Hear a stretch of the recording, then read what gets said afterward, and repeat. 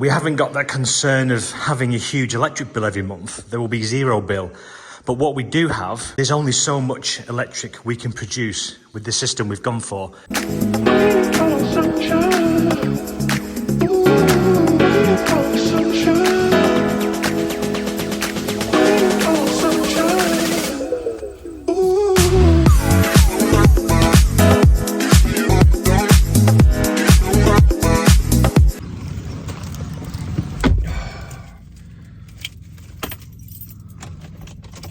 The obligatory iced coffee on the way to the farm.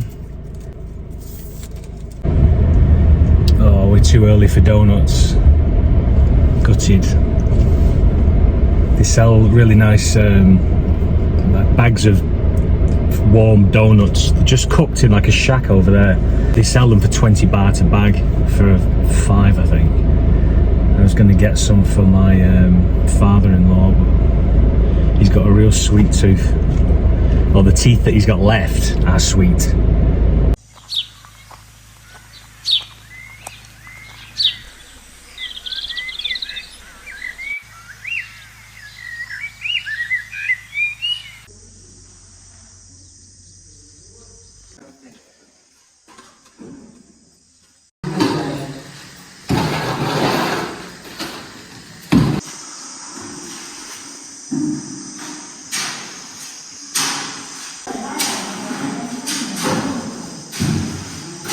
I thought I would do a breakdown of basic costs within the house, what it includes, what it doesn't include.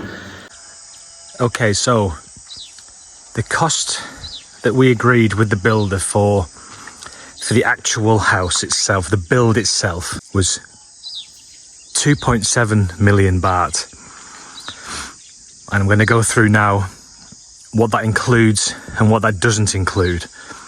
And we'll get to some other bits of the project later on in the video.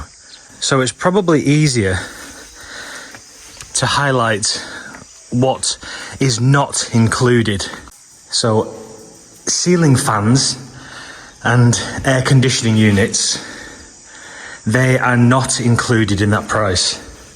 Generally speaking, they're not particularly expensive. The expense comes from the usage, you know, because it massively ups your electric consumption and your monthly bill. You know, we haven't got that concern of having a huge electric bill every month. There will be zero bill. But what we do have, which is probably more of a limit, is there's only so much electric we can produce with the system we've gone for. We've gone for a 6 kilowatt solar system, fully off-grid 6 kilowatt system. Now, that means, look, for 2 people living in the house, it should never be a problem. But there are certain times when we will have to limit our usage. We are happy to live a life where we monitor our energy consumption, because I actually think it's a more responsible way to live. Now, that's not what I'm all about. I'm not particularly about responsible living, okay? If the problem of not being able to run everything at the same time, if the outcome of that situation is that we become more energy responsible, then it's only a good thing. I don't think we will ever have a problem.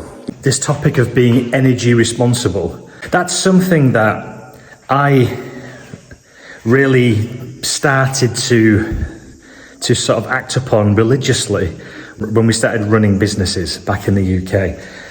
Because it's very different than a household, you know, when you've got a restaurant and a bar and you've got staff there on minimum wage and they don't give a shit if your electric bill is £3,000 or £2,000, so they're not turning things off. And again, guests are checking in and they've got the heating on full blast all night and leaving lights on, and you know, you've got one guy coming in and having a pint on a Tuesday night and he expects all the radiators in the entire building to be turned on full blast because it's nippy outside. And look, you know, these are the joys of running a business. But now, more than ever, much more so since we've left the industry, it is a problem. It's now part of life. And I think it's a shock. It's a shock to the system that this is happening, but it's a shock that perhaps as a culture in the West, we needed to become more energy responsible. And I'm not saying it's a good thing at all, but for me personally, I try to see the positive in anything. And if the reality of a situation is that I am unable to use my oven at the same time as my wife has a shower, at the same time as we've got guests staying with aircon on full blast, then the positive from that is that we'll work out a way to be more energy efficient and actually doing a little bit of good for the world at the same time, you know? Okay, energy rant over. So let's go down to the kitchen and see what else is not included. Most of what isn't included in the 2.7 million is actually in this room, which is the kitchen. So we've opted for a kind of hybrid Thai Western kitchen. We specifically didn't want to have kitchen cupboards on walls. It's not what we like in a kitchen. Instead, we opted for big windows on both sides. If we wanted to have kitchen cupboards on the walls here, like a traditional Western style kitchen, we would have had to sacrifice the natural light, and we really did not want to do that. And the kitchen space is so big, there's going to be plenty of space for storage without that. What is not included is all appliances, including inbuilt oven and gas top, stove top. That isn't included. The sink is not included, and the taps, those are not included. The doors under the worktop, that's not included either. But really, that is about it. Oh, there's two other things that are not included, which we've additionally agreed.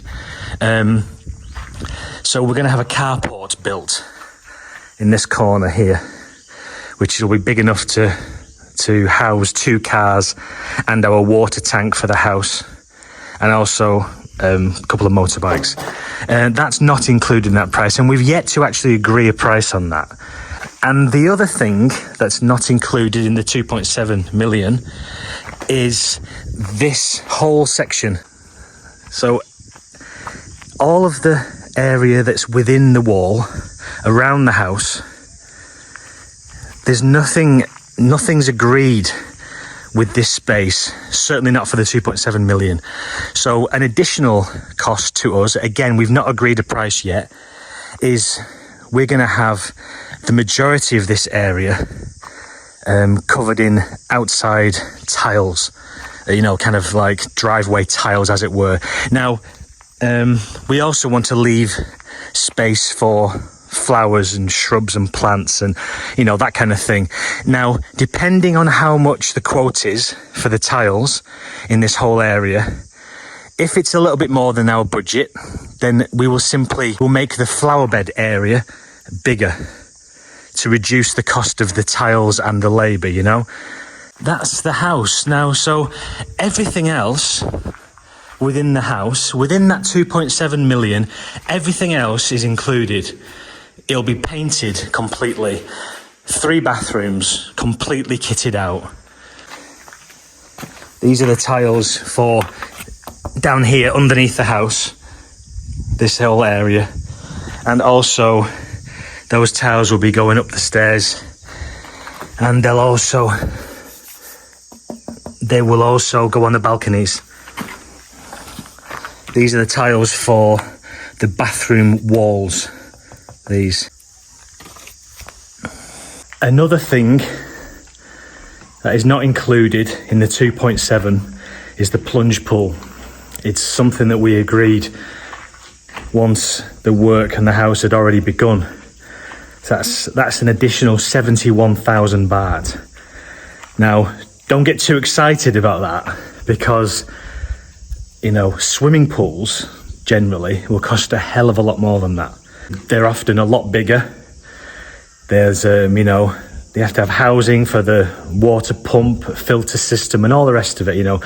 They're often a lot of money. Getting on towards $1 million baht for, you know, a swimming pool that you can do lengths in, and that is filtered and pumped properly. This is very different. This is a plunge pool, and you need to think of this as a very big bath. It will get filled up from our own water source, the well over there. There's a pipe that runs from the bottom there, and that runs out underneath the wall, and the pipe comes out down here somewhere, and there will be a tap on that. So what it means is, you know, about once a week or whatever, I'll empty this and I'll just scrub it around with a brush. I know that's quite an intense manual job to do, especially in the Thai heat, but you know, things like that I enjoy. I'm sure there are going to be times when I can't be arsed cleaning this. You know, I can't be asked, but I'll have to, you know, such is life. I'll have to do it. I mean, look, I think it's good to have physical manual tasks within your life. I don't work in Thailand, you know, I'm not trying to squeeze in a 50-hour-a-week job and do all this sort of stuff. So, you know, having the job of cleaning this once a week or whatever, it's really not the end of the world. And look, when I'm 80 years old and my back's gone, and I'm wheeling myself around like some old cripple, then I'll employ somebody to do it, and they can clean it once a week, some young lad or something. But for now, I'm 43. I'm not old, you know. I've got my health. There's no problem to clean that thing out. So, look, the comments, by the way, are back on now. I'm being a bit less precious with it.